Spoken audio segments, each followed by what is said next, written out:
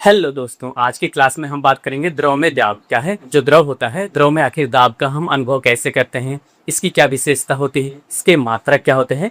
ऐसे महत्वपूर्ण बिंदुओं के साथ आज की क्लास में हम उपस्थित हुए हैं। इन सब के विस्तार से बात करेंगे और साथ ही साथ इसका कैसे निर्धारण किया जाता है, किन प्रमुख बिंदुओं के बारे में भी आज की क्लास में हम लोग बात करेंगे।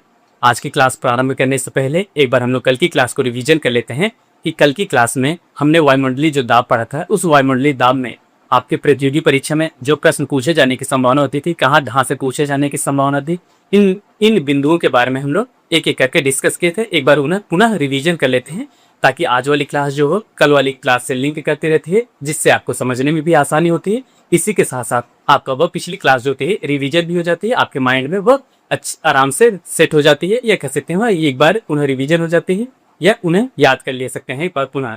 चलिए, कल की क्लास में हमने क्या रिवीजन किया, कल की क्लास में हमने क्या अध्ययन किया था। हमने अध्ययन किया था वायुमंडलीय दाब के बारे में। क्या होता है वायुमंडलीय दाब की वायुमंडलीय दाब के व्यवहारिक ज्ञान के बारे में। क्या होता है वायुमंडलीय दाब के हम लोग व्यवहारिक ज्ञान के बारे में बात किए थे। वायुमंडलीय दाब को क्या होता है, वायुमंडलीय दाब को मापने के लिए एक बैरोमीटर नामक यंत्र का प्रयोग किया जाता था। अब बैरोमीटर से संबंधित यहाँ पे लिखेंगे बैरोमीटर। क्या होता है बैरोमीटर से संबंधित कुछ हमने बिंदु बताए थे, उन बिंदु के बारे में एक एक करके हम लोग डिस्कस कर लेते हैं जल्दी जल्दी से। उसके बाद पुनः हम लोग अपनी क्लास की तरफ रिटर्न होंगे या पुनः अपनी क्लास की तरफ वापस आएंगे। देखिए, आपको बताया गया था बैरोमीटर क्या होता है। ये मौसम संबंधी सूचनाओं को एकत्रित करता है। क्या है पहली बिंदु बताया गया था, मौसम संबंधी सूचना। मौसम संबंधित सूचना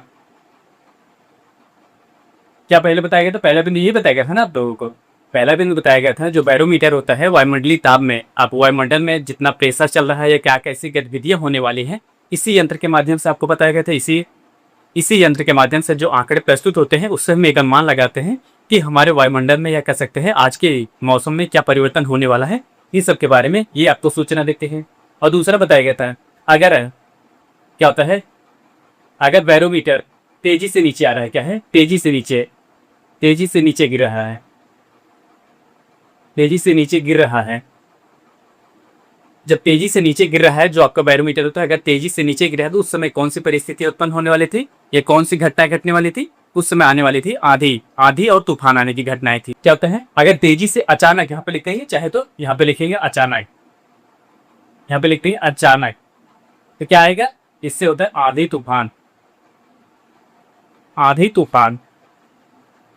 ये आपका एक बिंदु बताया गया था, आंधी तूफान आने की सूचना मिलती थी। उसके बाद इसी में हम लोग अगला बिंदु जो था हमारा, अगर क्या होता है तेजी से, अगर यहाँ पे लिखेंगे अगला बिंदु, अगर बैरोमीटर जो होता है धीरे धीरे नीचे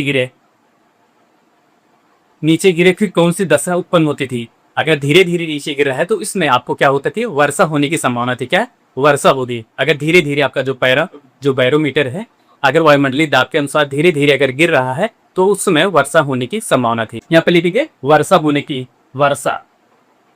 की संभावना के। ये आपका दूसरा बिंदु बताया गया था। अब तो ये हो गया धीरे धीरे नीचे आ रही है, तेजी से नीचे आ रहे हैं। अब हम लोग अगर इसी में देख सकते हैं, अगर जब बैरोमीटर होता है या वायुमंडलीय दाब होता है, अगर हमारा जो बैरोमीटर होता है धीरे धीरे से ऊपर जा रही है तब या ऊपर जा रहा हो तब कौन सी घटनाएं घटित होंगी, इसके बारे में भी बताया गया था। देखिए, अब बताया गया था अगर धीरे धीरे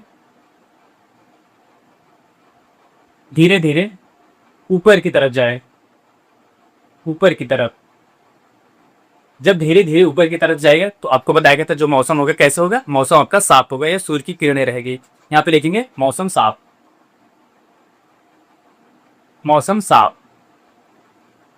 ये आपको बताया गया था। इसी के साथ साथ आपको ये भी बताया गया था कि जैसे जो तालाब होता है या झील होती है, झील में आप देखे होंगे कभी कल जो सतह होता है या जो झील के तल होती है या तली होती है, तली से देखेंगे कभी काल बुलबुले ऊपर की तरफ या सतह की तरफ आते हैं, तो उस समय कौन सी घटनाएं होती। अगर जब सतह की तरफ आ रही है बुलबुला, सतह से या तली से लेकर सतह की तरफ आ रही है, तो नीचे का मतलब आप कह सकते हैं जो नीचे का वायुमंडलीय दाब है वह नीचे के वायुमंडलीय दाब में कमी आ रही है या नीचे का जो वायुमंडलीय दाब है कम हो रहा है। इसी के साथ साथ जो आपके हवा के बुलबुले हैं वो सतह के ऊपर आएंगे। जब वे नीचे कह रहे हैं जो हवा के बुलबुले रहेंगे नीचे सतह या तली पे छोटे छोटे रहेंगे। क्या है नीचे तली पे छोटे छोटे रहेंगे। जैसे जैसे उसको वायुमंडलीय दाब धीरे धीरे कम होता जाएगा उस बुलबुले के आकार में या आयतन में धीरे धीरे परिवर्तन होगा, या कह सकते हैं बुलबुला जो पहले छोटा था नीचे, अब वह धीरे धीरे बड़ा आकार लेता चला जाएगा। यहाँ पे अगला बिंदु लिखेंगे, यहाँ पे देखेंगे झील के नीचे, झील के तली पर, झील के तली पर वायुमंडलीय दाब कम होने के कारण, वायुमंडलीय दाब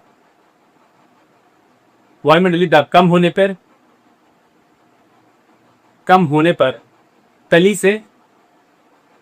से बुलबुले सतह पर आते हैं और बुलबुलों के आकार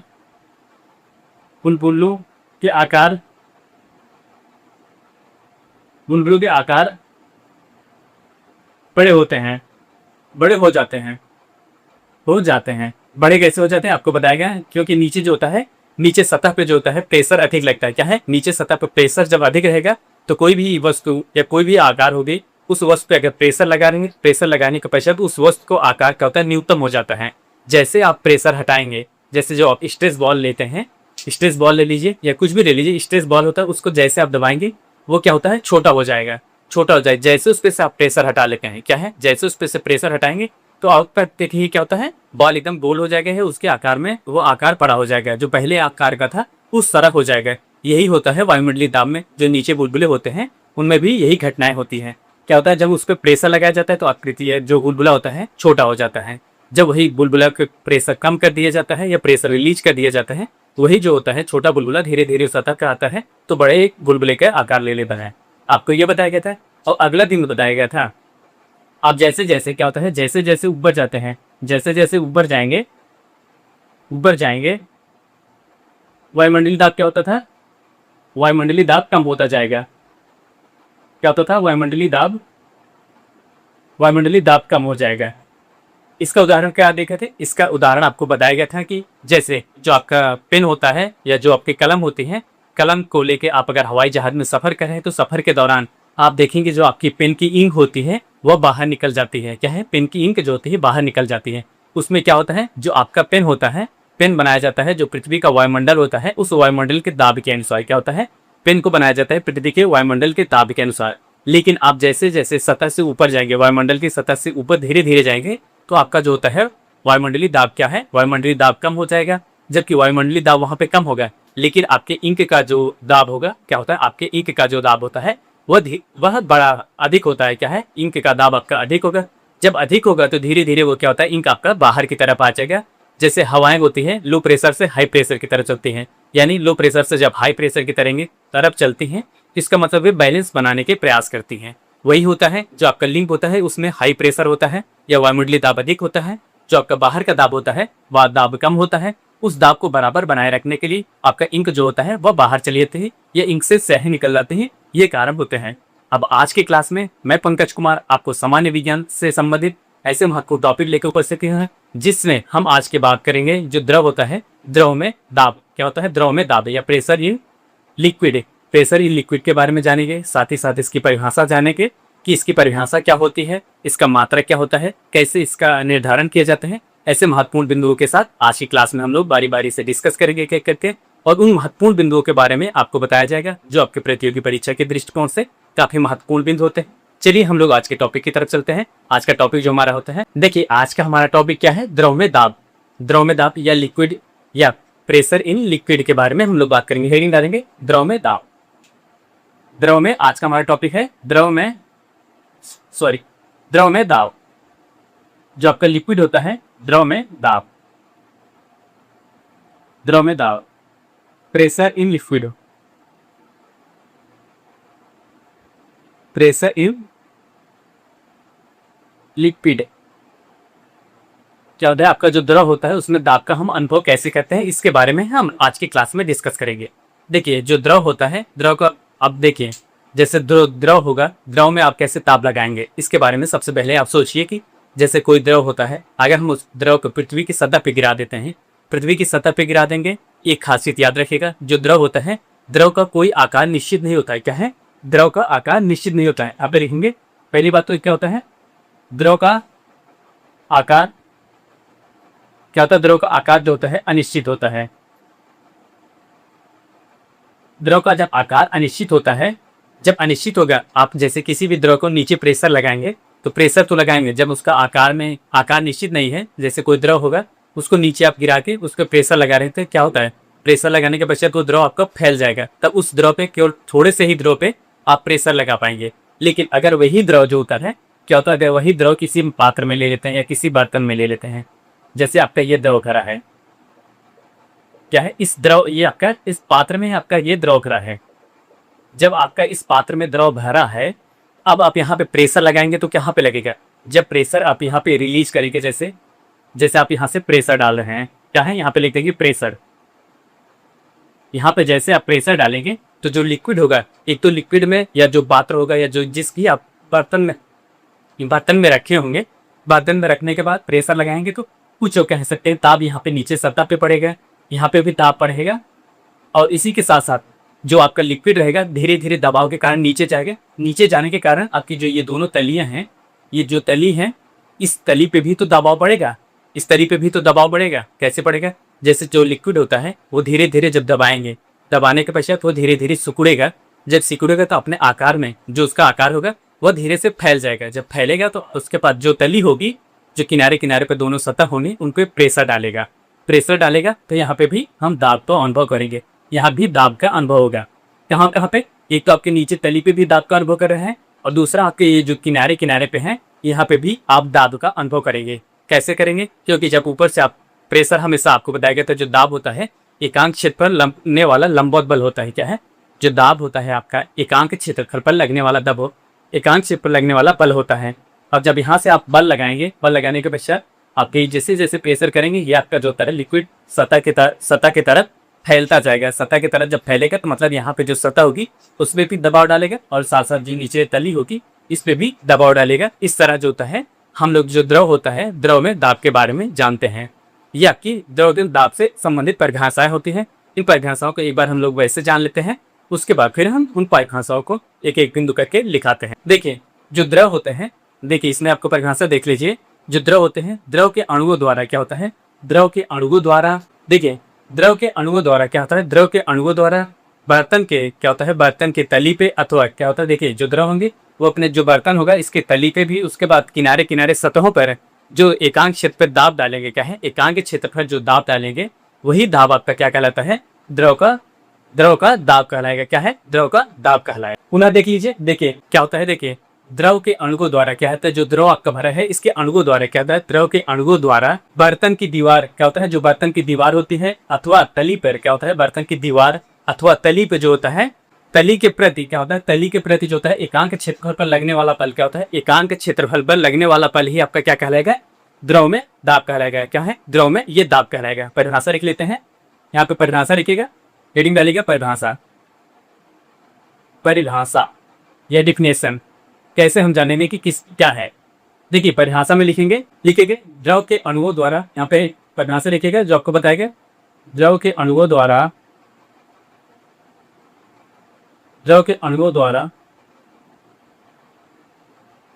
बर्तन की क्या होता है, जो द्रव होता है, द्रव के अणुओं द्वारा बर्तन पे जो बर्तन की दीवार होती है, लिखेगा बर्तन की दीवार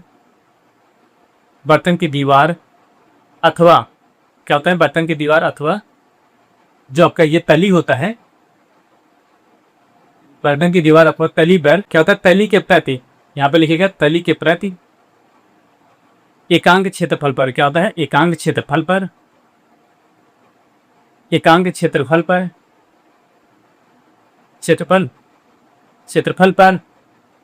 लगने वाला बल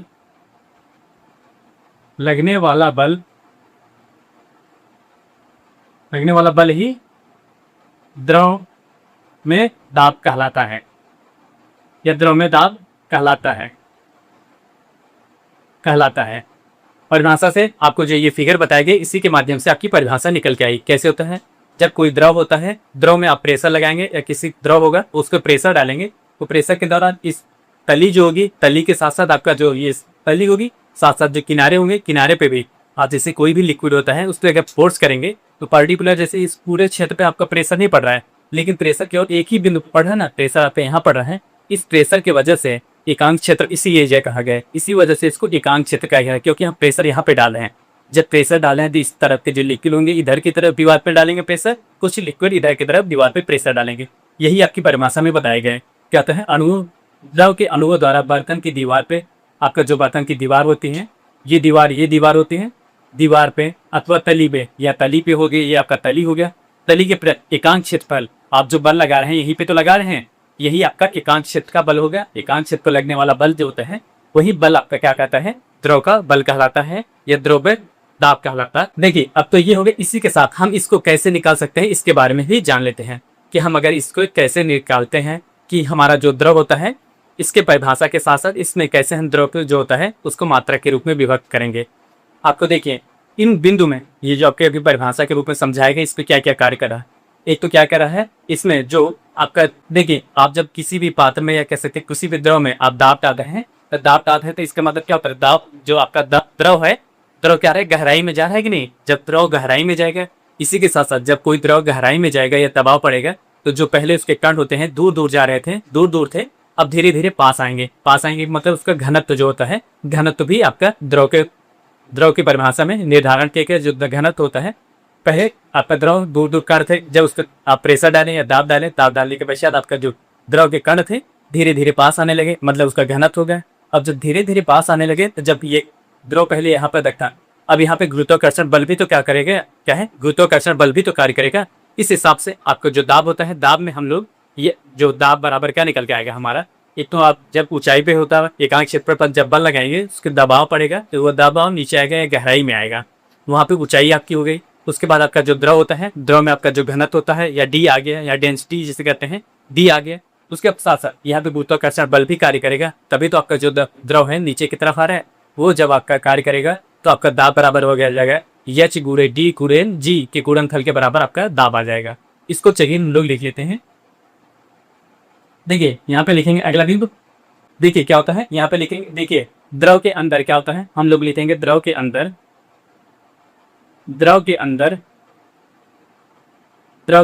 आपका जो भी द्रव था उसी के अंदर, द्रव के अंदर किसी बिंदु पर लिखिएगा, द्रव के अंदर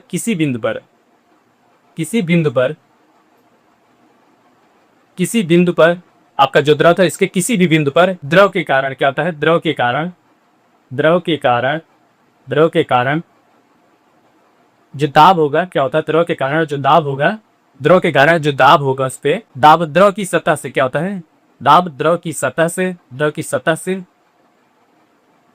से एकांक क्षेत्रफल पर, द्रव की सतह से उस बिंदु की गहराई क्या होता है, उस बिंदु की गहराई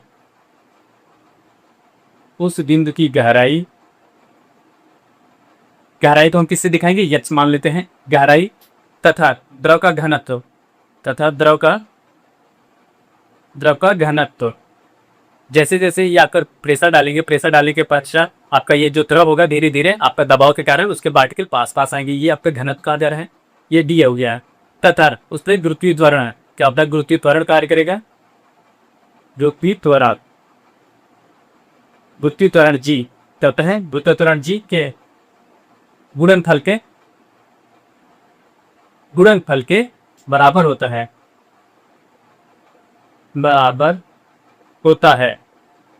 ये आपका, इससे हम दाब निकाल सकते हैं, दाब की परिभाषा ये आपको भी दाब इससे हम निकाल सकते हैं। अब क्या होता है देखिए यहाँ पे लिखेंगे दाब बराबर आपका, इससे क्या निकल के आएगा, दाब बराबर जो आपको होता है, पहले देखिए जो आप बिंदु था या कह सकते हैं जिस बिंदु पर या एकांक क्षेत्र पर जो प्रेशर डाले थे जो उसकी गहराई आ रही है, गहराई क्या हो रही है हमारा ये चाह रहा है, और उसके बाद आपका क्या आ रहा है, जो आपका द्रव था, द्रव का जो घनत्व में परिवर्तन आ रहा है उसको हम डी लिखेंगे, आपका डी हो गया ना। और उसके बाद उसी द्रव पे गुरुत्वीय त्वरण बल कार्य करेगा, क्या होता है, गुरुत्वीय त्वरण बल जब कार्य करेगा तो आपका जी हो गया। यह आपका ताप के परिभाषा के अंतर्गत आ गया। क्या होता है, अगर कोई भी द्रव होगा उस द्रव की गहराई या कह सके उस द्रव के द्वारा लगाया गया दाब क्या होता है, अगर कोई भी द्रव होगा द्रव के अंदर लगाया गया दाब की वजह से जो गहराई होगी, गहराई और उसी के साथ साथ द्रव में होने वाले परिवर्तन या उसके जो घनत्व में होने वाले परिवर्तन तथा उसके गुरुत्वीय त्वरण में, इन त्वरण में क्या होता है, जो गुरुत्वीय त्वरण होता है उनके गुणनफल के बराबर आपका जो दाब होता है, इससे ये निकल के आता है। आज की ये बस इतना ही, हम लोग कल की क्लास में पढ़ेंगे। जो द्रव होता है, द्रव में दाब के नियम कैसे कार्य करते हैं, इन सब बिंदुओं के बारे में हम लोग कल की क्लास में डिस्कस करेंगे कि हाँ द्रव का जो नियम होता है किस सिद्धांत पे कार्य करता है, कैसे कार्य करता है। ऐसे महत्वपूर्ण बिंदु के साथ हम लोग कल की क्लास में उपस्थित होंगे। आज के लिए बस इतना ही। आप हमारे चैनल पे नए हो तो चैनल पे लाइक करें, शेयर करें, सब्सक्राइब करें। मिलते हैं नेक्स्ट वीडियो में, तब तक के लिए धन्यवाद।